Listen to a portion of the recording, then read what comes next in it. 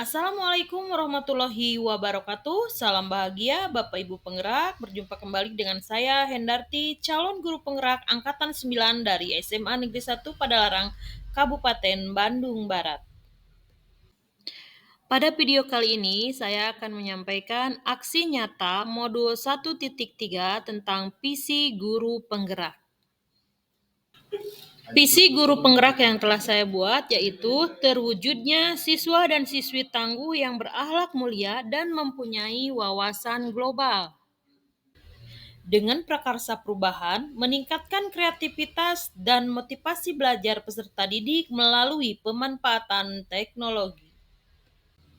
Aksi nyata visi guru penggerak kali ini saya bagi menjadi 3 tahapan. Yang pertama adalah tahapan perencanaan, yang kedua tahapan pelaksanaan, dan yang ketiga adalah tahapan refleksi. Tahapan yang pertama yaitu tahapan perencanaan. Perencanaan yang pertama adalah saya berkonsultasi dengan kepala sekolah, kemudian berkonsultasi dengan rekan sejawat pada satu mata pelajaran yaitu pelajaran Bahasa Indonesia.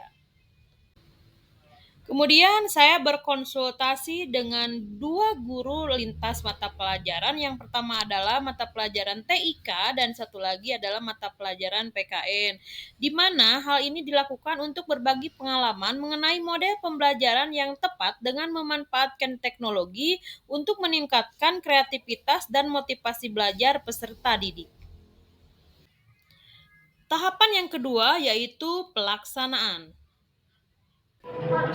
Pada tahap ini, saya mempersilahkan peserta didik untuk menggunakan smartphone-nya masing-masing dalam mengerjakan tugas yang akan diupload nanti di media sosial, berkolaborasi dengan mata pelajaran PKN beserta TIK.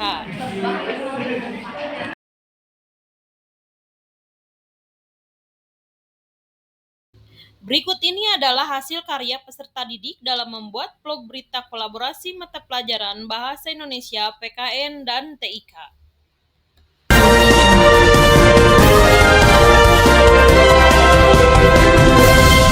Selamat pagi pemirsa, seputar info kembali di sela-sela aktivitas Anda bersama saya April yang akan memberikan berita-berita terbaru dan teraktual.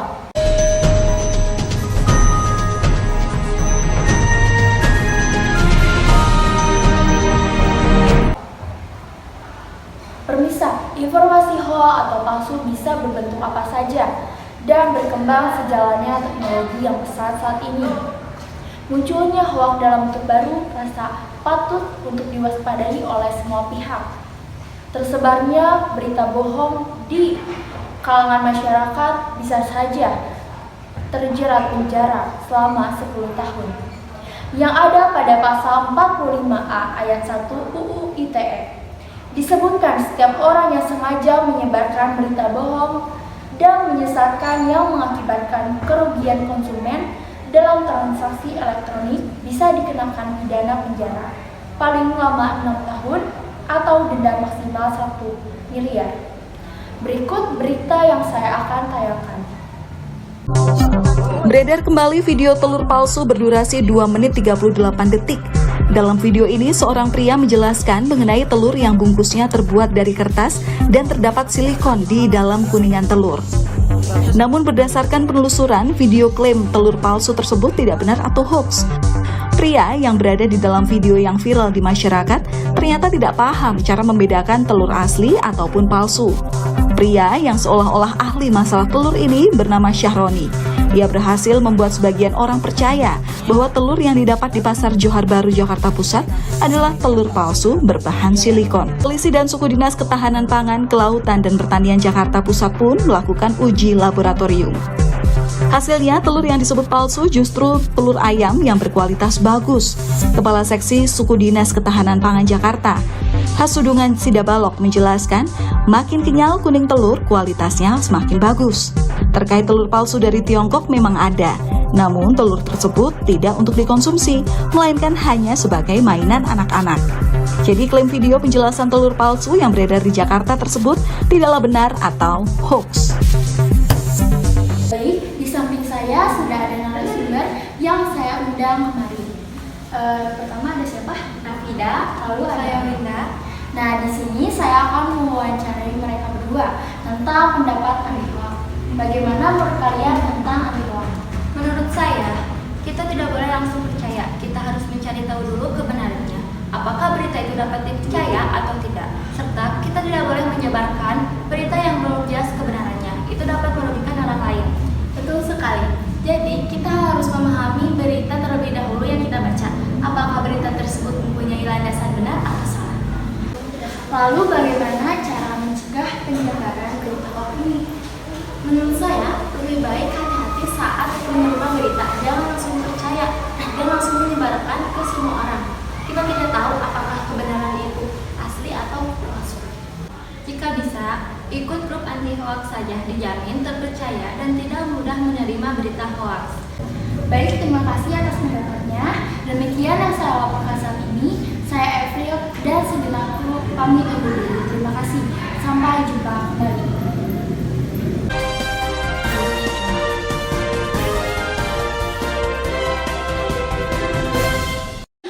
Selamat siang pemirsa, selama 3 menit ke depan Anda akan bersama dengan saya Revina Agrani Putri dalam liputan berita kali ini dengan peristiwa berita yang aktual dan juga menarik.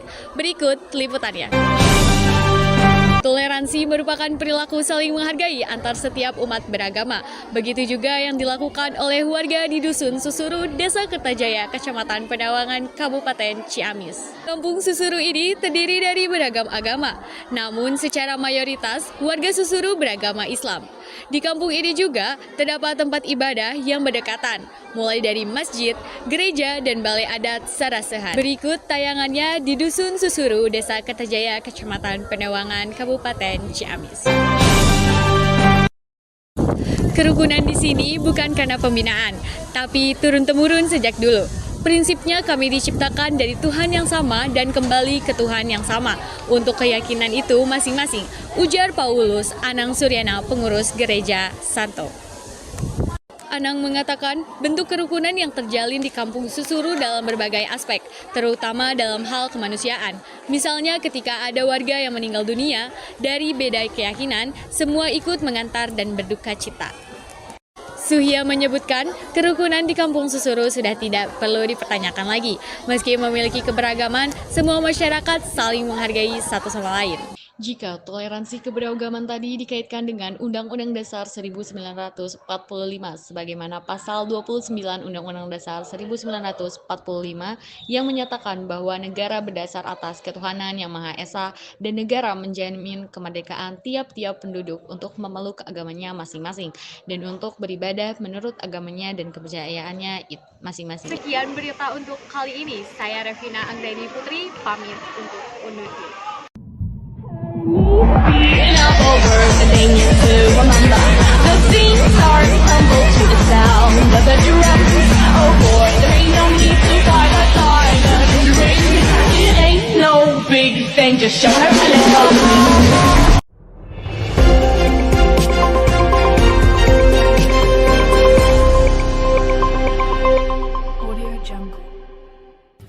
Selamat siang pemirsa, seputar info kembali hadir dari kelas 11.2 dengan saya Tirma Linda yang akan memberikan informasi seputar anti golput pada tanggal 9 Oktober 2023. Pemirsa, masyarakat yang melakukan golongan putih atau yang biasa disebut dengan golput mulai merajalela pada saat ini. Banyaknya orang-orang yang merasa kecewa akibat terjadinya golput pada saat pemungutan suara. Meskipun masyarakat mempunyai hak pilihnya masing-masing, akan tetapi tetap saja kejujuran nomor satu. Karena banyak orang-orang baik yang berintegrasi pada akhirnya tidak terpilih akibat dari masyarakat yang melakukan golput. Sebaiknya pilihlah orang-orang baik, jujur, punya integritas, kapabilitas, dan peduli dengan persoalan rakyat, serta mempunyai fisik yang baik. Diharapkan untuk kedepannya masyarakat yang datang ke TPS agar memberikan suara pada orang-orang yang layak dipercaya, tepat untuk memimpin, serta tidak lupa tanamkan di dalam diri untuk anti golput pada saat pemilihan suara. Seperti yang tercantum di dalam Undang-Undang Nomor 7 Tahun 2017 tentang pemilihan umum diperbolehkan. Karena dalam undang-undang tidak adanya seseorang untuk mengajak atau menyuarakan untuk golput maka dapat ditindak pidana. Demikian yang saya laporkan saat ini. Saya Tirma Nestorus dan segenap rekan. Sekian pamit undur diri. Terima kasih, selamat siang dan sampai jumpa kembali.